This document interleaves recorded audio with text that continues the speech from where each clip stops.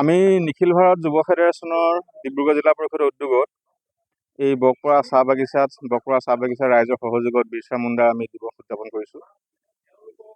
বিৰছা মুণ্ডা দিৱসত আমি বিশেষকৈ সৰু ল'ৰা ছোৱালীৰ মাজত ছবি অঁকা প্ৰতিযোগিতা আছিল, ইতিমধ্যে হৈ গৈছে আৰু মুকলি সভা অনুষ্ঠান আমাৰ আছে, মুকলি সভা অনুষ্ঠান চলি আছে।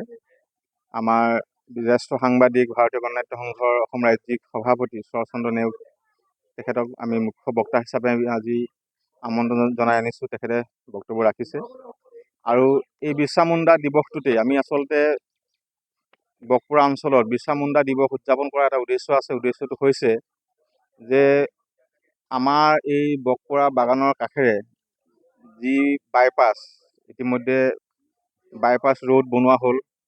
এই বাইপাছ কেৱল বকপৰা বাগানৰ কাষৰ বুলিয়ে নহয়, সমগ্ৰ অসমত নতুনকৈ যি বাইপাছ হৈছে বা নতুনকৈ যি নেশ্যনেল হাইৱেসমূহ আছে বা হৈছে, তাৰ কাষৰ যিসমূহ মাটিত অৰুণোদয়ৰ জৰিয়তে ম্যাদীকৰণৰ কাৰণে বা তেওঁলোকে আবণ্টন বিচাৰি চৰকাৰৰ ওচৰত আবেদন জনাইছিলে, এই সকলো আবেদন ইতিমধ্যে চৰকাৰে কেঞ্চেল কৰিছে।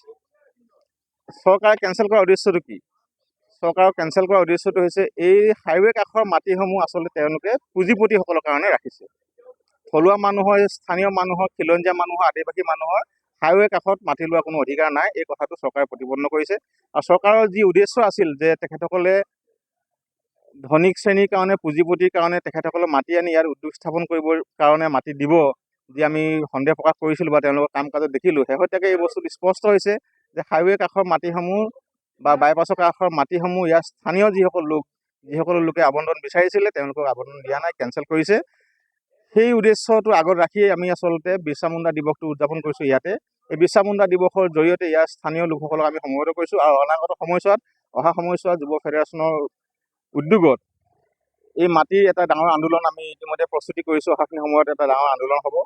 আমি মাটিসমূহ ঘূৰাই আনিম, মাটিৰ অধিকাৰ আমি নেহেৰুৱাওঁ, মাটিৰ অধিকাৰ আমাৰ হাতৰ পৰা কাঢ়ি নিব চৰকাৰক নিদিওঁ।